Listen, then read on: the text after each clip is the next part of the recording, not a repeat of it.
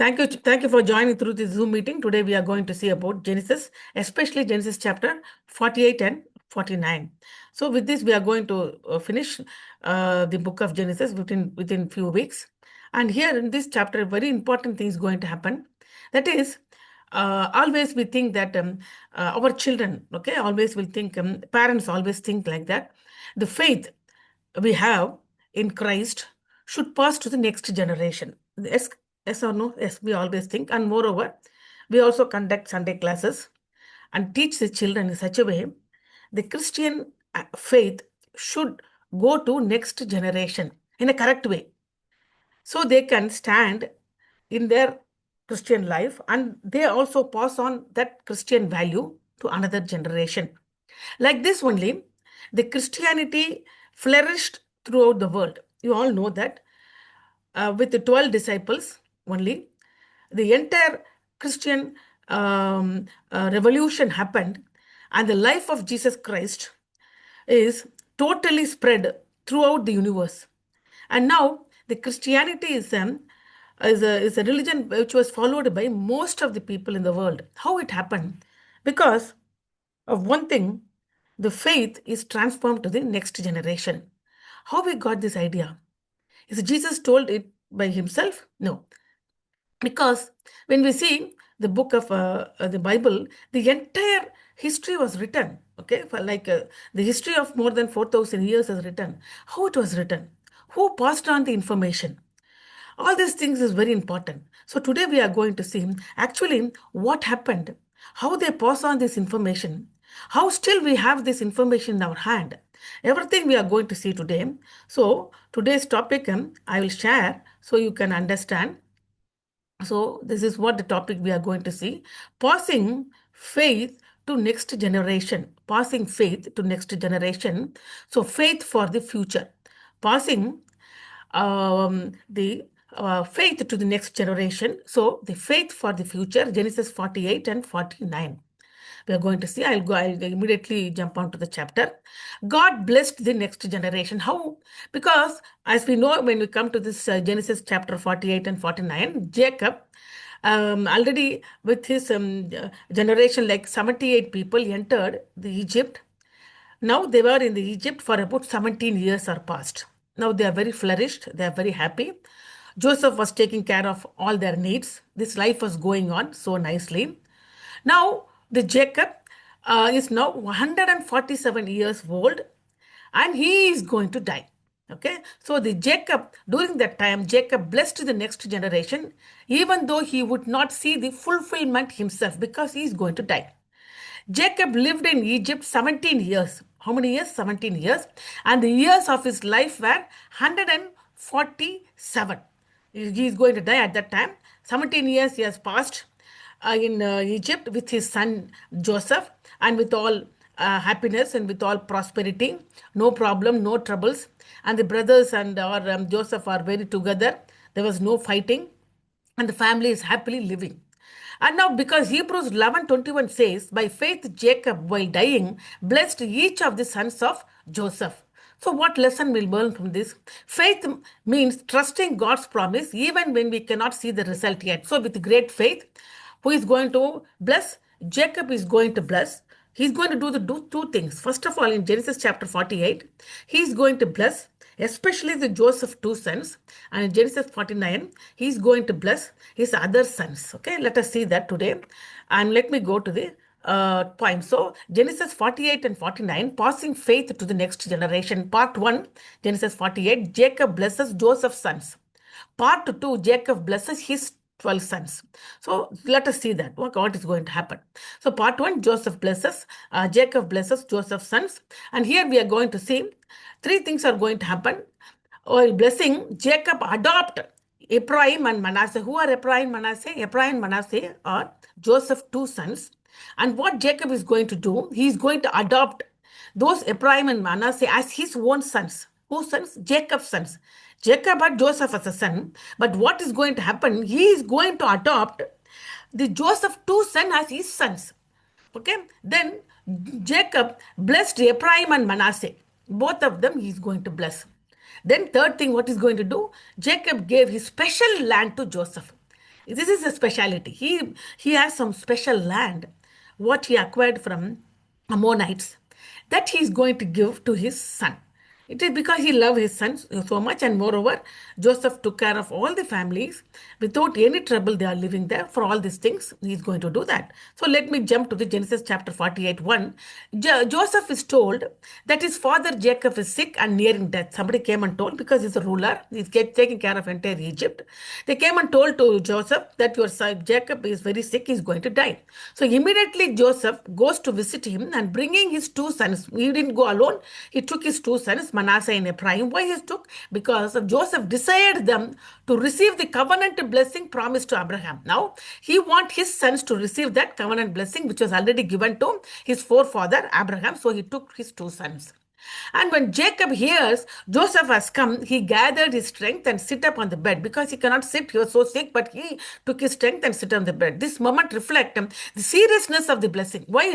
Sitting upright symbolizes authority and intentional action, because you cannot bless by sleeping. So he got up and he wanted to bless with great authority. And even in the weakness, Jacob acted as the covenant head of the family, preparing to pass on the God's promises and God's covenant blessings. Everything he's going to pass on. So he got up with great strength. And Jacob remained. Joseph came with his two sons. At that time, Jacob started to talk with Joseph. What he talked means, Jacob reminded Joseph of God's appearance to him at Bethel, where God promised fruitfulness and multiplication. You all know that when Jacob ran away from his home to afraid of his brother Esau, God met Jacob when he was lying down in a dark place.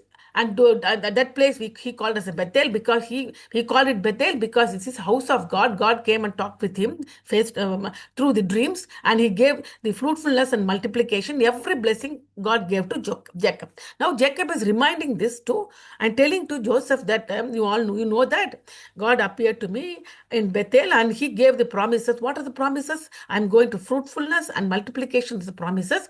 Now I am going to give that same promises to your son. That is the meaning. By recalling this event, Jacob emphasized that the blessing he is about to give to his sons is not his own invention, but a part of God's covenant plan. I'm not going to give my own desires to as a blessing to your son. It is a part of God's covenant plan that I'm going to give to your son. That is the meaning. The promise originally given to Abraham, and this is reaffirmed again to Isaac, Abraham's son Isaac. And then Jacob took that blessing in the place called Bethel, and now he is going to pass this blessing to the next generation. Now, what happened? Jacob adopted here two sons, Ephraim and Manasseh, as his one son. Now he's telling Joseph, now your two sons are my sons. He told clearly. By adopting them, Jacob gave Joseph a double portion. Now he's two portion, no? Yes, his two sons. He's going to be Jacob's sons. Now whatever he's going to give, he's good two portion for Joseph. So by adopting them, Jacob gives Joseph a double portion inheritance, since each son became a tribe of Israel. In Israelite history law, the firstborn normally receive the double portion. Who is the firstborn of Jacob? For Jacob, firstborn is not Joseph. He was the 11th son. And firstborn is a Reuben. Isn't it? So that blessing, it didn't go to Reuben. Why? We are going to see in coming slides. But this double portion blessing, which has to go for the first son, is going towards the Joseph. Here, Joseph received this privilege through his two sons, because Jacob adopted his two sons, Ephraim and Manasseh, as his sons. Now, Jacob remembered, then again also, he's telling, Jacob is telling, because Jacob has two wives and also two concubines, because the two wives gave their servants as his wife. So altogether 4 wives. But Rachel died at an early age when Jacob traveled away from Syria, from his uncle's home, towards his promised land. On the way, Rachel died, and during the giving birth of his last son, Benjamin. And Jacob is now remembering, because Jacob loved Rachel so much. And Rachel is a mother of Joseph. Now Jacob is remembering his beloved wife Rachel, who died while traveling to Ephrathah, that is Bethlehem. This emotional reflection reveals that Joseph's son represent the continuation of Rachel's line. Now I am telling Rachel, even Rachel died, your sons are going to be the continuation of my my beloved wife Rachel line. She died and I buried her in Bethlehem. And Rachel loss is redeemed as her descendant received special prominence. Now, even though Rachel died at the early age, Jacob is telling, even though she died, because I'm going to give her grandchildren this separate privilege, and that is going to be remembered for her. So, Jacob remembered two things. First thing, Jacob told, God appeared in my dreams in Bethel. He increased, he blessed me for my fruitfulness and multiplication. And I am giving that blessing to you. And not only that, my beloved wife Rachel, your mother, died on the way. And even though she died, her descendants are going to receive the special prominence in Israel. Then he said, then all this sang over. Then Joseph present his sons and acknowledges that God gave them to him in Egypt. Then Joseph told, these are the two sons, and Joseph recognized, did not able to recognize the children because Joseph was Jacob cannot recognize those children because he was his eyesight was not so good, and Joseph presented his two sons to Jacob. And then what happened, really what he did is, Joseph, what he did, no, he made his son Manasseh to stand near the right side of Jacob, and made his second son Ephraim to stand on the left side of Jacob. So Jacob can keep his right hand on the head of Manasseh, the first son, and Jacob can keep his left hand on his second son Ephraim. That's what Joseph made them to stand, his two sons. But what Jacob did, no, he deliberately crossed his hand and put his right hand on Ephraim and put his left hand on Manasseh. And seeing that, Joseph was shocked. Oh my God, why you are doing like this, father? Please don't do like this. Don't cross your hand. My Manasseh is the eldest son. His main blessing should go only to the eldest son because right hand represents the complete strength. That's what he want to keep it. But what he did, he started to, he keeping his hand crossed only, and he started to bless them. How he blessed? Genesis 48:15-16 says, then he blessed Joseph and said, may the God before whom my father Abraham and Isaac walked faithfully, the God who has been my shepherd all my life to this day, the angel who has delivered me from all harm, may be blessed these boys. May they be called by my name and the names of my father Abraham and Isaac, and may they increase greatly on the earth. But he's giving the blessing equally, but his right hand is on the younger son and the left hand is on the eldest son. So here Jacob remembered the three names of God. What are the three names of the God he remembered? First, he remembered God of Abraham and Isaac. Then he told the shepherd who guided him all the life. Third, the Redeemer who protected him from the harm. The first word, the name, the Redeemer, came in the Bible first time in this place only. So here he is emphasizing his God as a Redeemer, the shepherd, the God of Abraham and Isaac, and telling that this God blessed the boys. That's what he said. So Joseph is attempt to correct his father, but Jacob refused to change his decision. He said, no, cross is cross. I won't take my hand like that. He prophetically declared that younger son Ephraim will become the greater than Manasseh, and Jacob gives Joseph an extra portion of land that he has taken from the Amorites. So this is over. This is what has happened. That's what happened in the case of Abraham's son, Isaac's two sons. What happened? Isaac's sons, Jacob got the blessing. He's a younger one instead of Esau. This is what happened there also. Now here is also it is happening that the younger son is going to get the maximum blessing than the elder son Manasseh. In future, if you read the Bible, the northern kingdom, because the entire 12 tribes is going to divide into two kingdoms, northern kingdom, southern kingdom. The northern kingdom is going to have the Ephraim. So most of the time, they call it as a kingdom of Ephraim.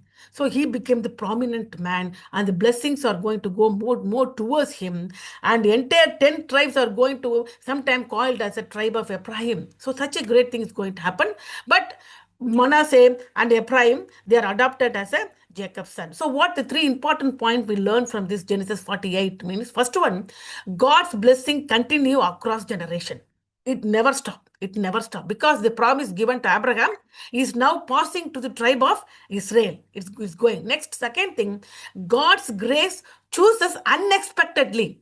What is expectation? Expectation is the first son received the twice blessing. In the case of Reuben, he lost it. Who got the twice blessing? Joseph. Because Jacob adopted Joseph two sons, his own sons.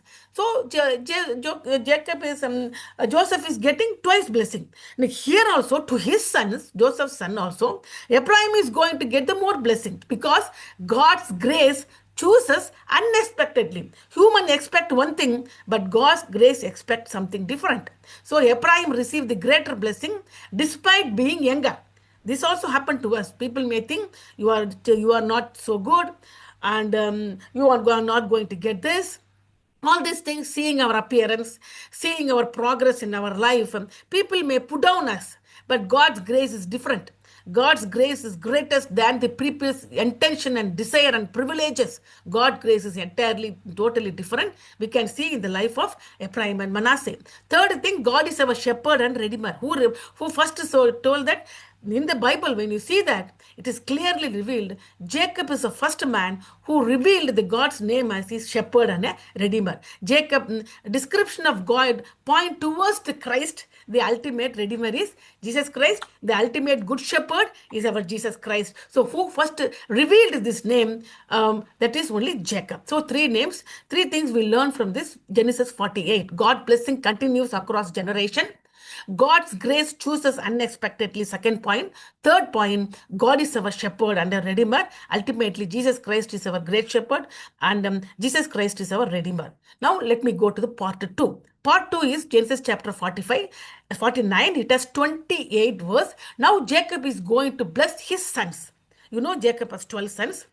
Next step, because he's going to die 140 47 years old, he can't even get up and sit. Now first he did the blessing to his Joseph two sons. Now he is going towards the other sons. Now let us see that Genesis 49 1 and 2. Jacob called his sons together and tell them he will reveal what will happen to them in the days to come. He is going to prophesy and he's going to give the blessing also. So he tell, come on, I'm going to tell you what's going to happen to you in the coming days because I'm going to die. Jacob gathered his son, asked them to listen carefully. Listen carefully. I'm also telling you to listen carefully.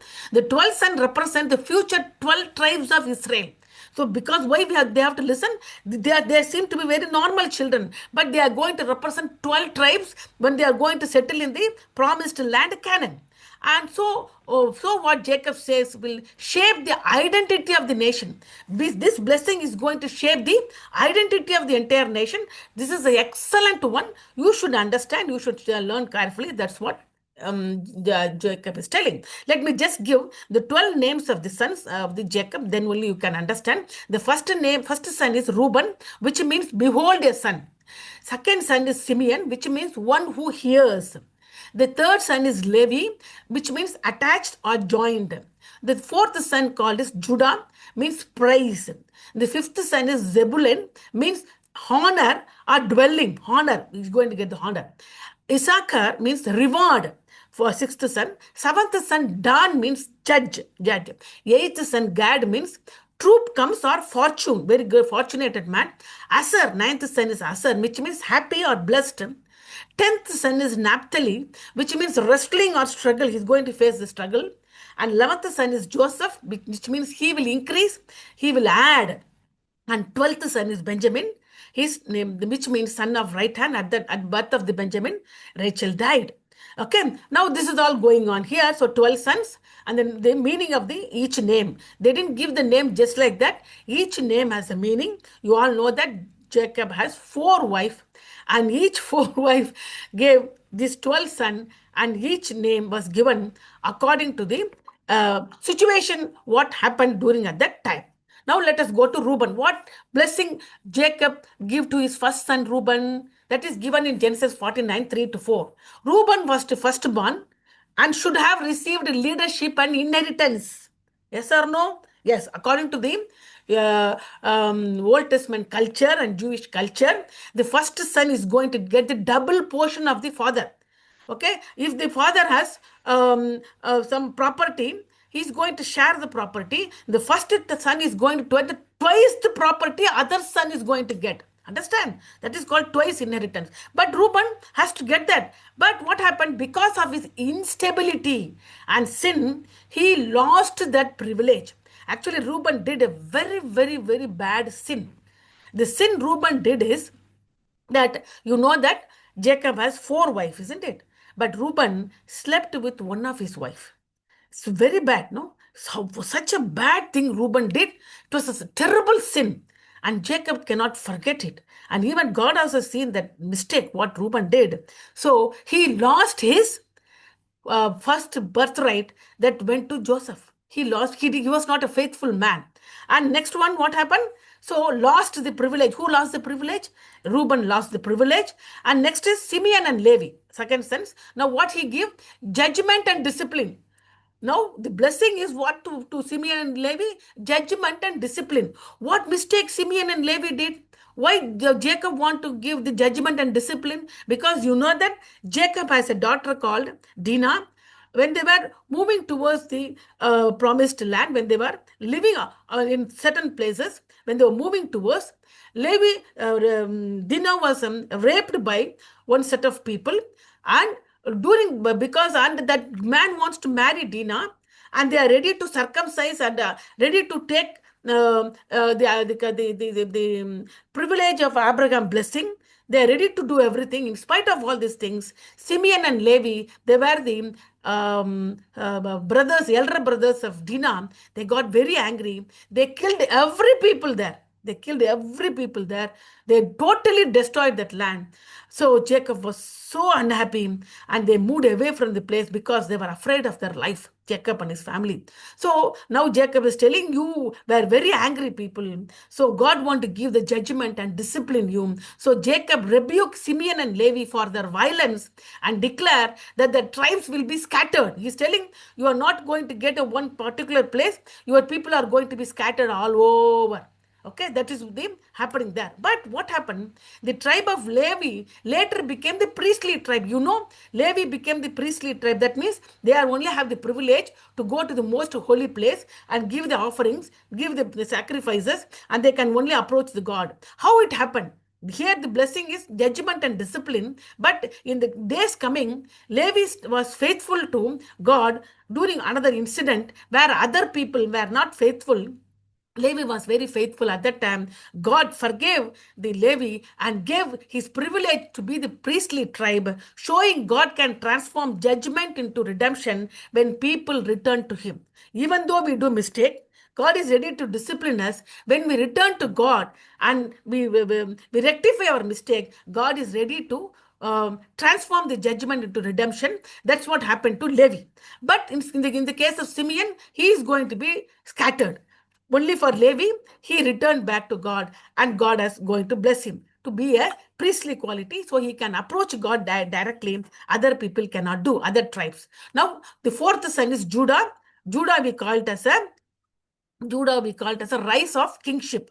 Okay, Judah receives the promise of leadership and prophecy of the scepter. He tells Judah, the scepter means the kings, he's going to have that scepter in his hand to reveal that they are the king. So the scepter is going to be in your tribe forever. Nobody can remove it. So you are going to be the leader of the tribe. You are going to the lead, not the Simeon, not the Reuben, not the Levi, nobody. Only you are going to be the leader. And this is going to be ultimately a prophecy point to Jesus Christ, because Jesus Christ belonged to the tribe of Judah. He became the king of Judah. You know that. So it's fulfilling the Judah, and also the king David also from the line of Judah. Now next sons are Zebulun and Issachar.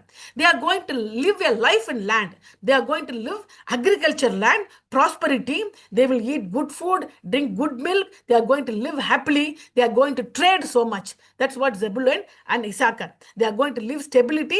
They are going to live happily. That is a blessing to Zebulun and Issachar. Then sixth son, Don. Don is justice and conflict, because Don is described as a judge and also compared to the serpent. Dan is what? Is a judge, and also he's compared to the serpent. And moreover, Simeon, Samson, Samson is a great judge. Samson came from the tribe of Dan. So Dan is going to be a great judge, and he is going to clarify the conflict. Now about Gad.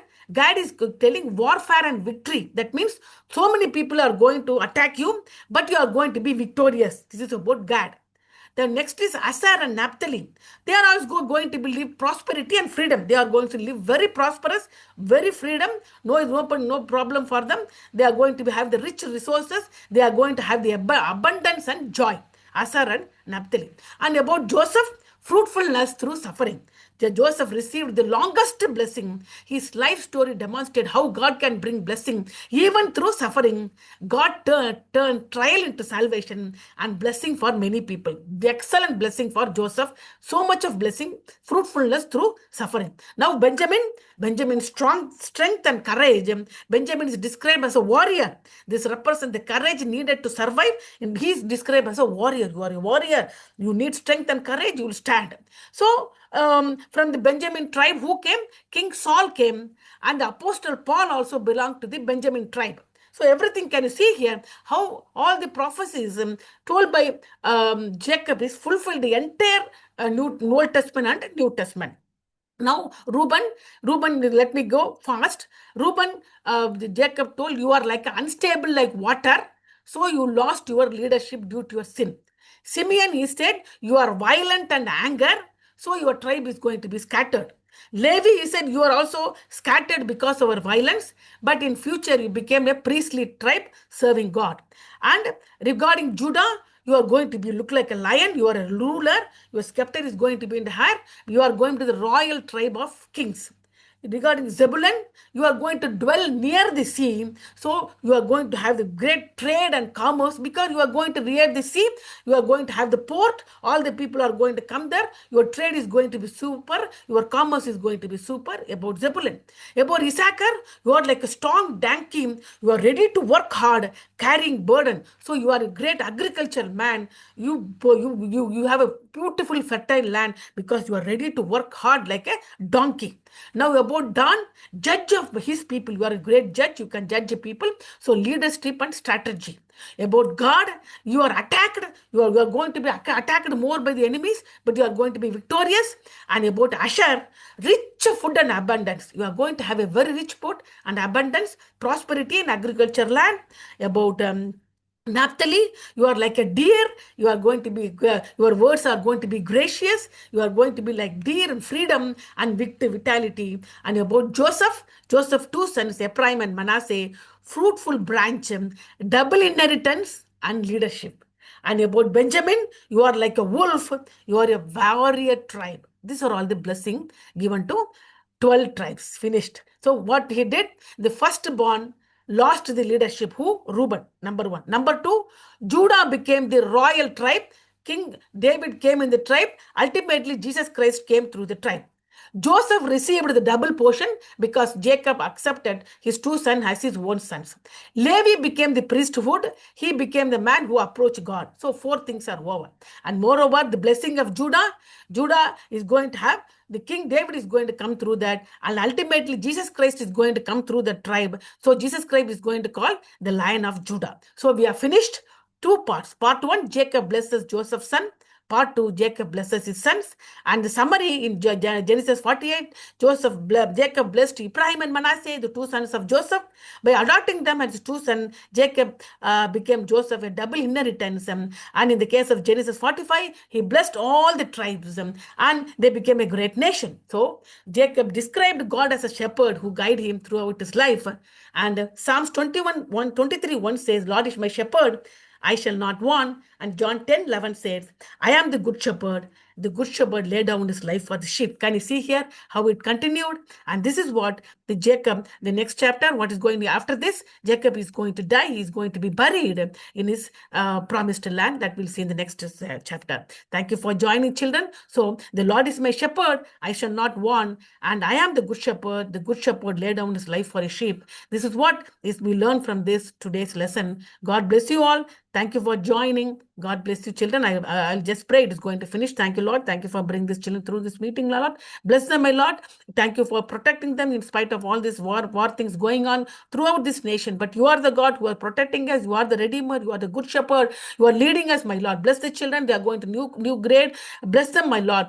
Be with them and in their life, my Lord. Let them know more about you and let the faith move on to this generation also. In the name of Jesus, Amen. God bless you, children. Thank you for joining. See you next week. But next week there is no class because you have Eid. You may be going out. Tell me whether if it is okay, I can join. I can keep the class. I'll inform you during Saturday time. Thank you, children. Bye. Take care. Take care. Bye, children. Thank you. Bye.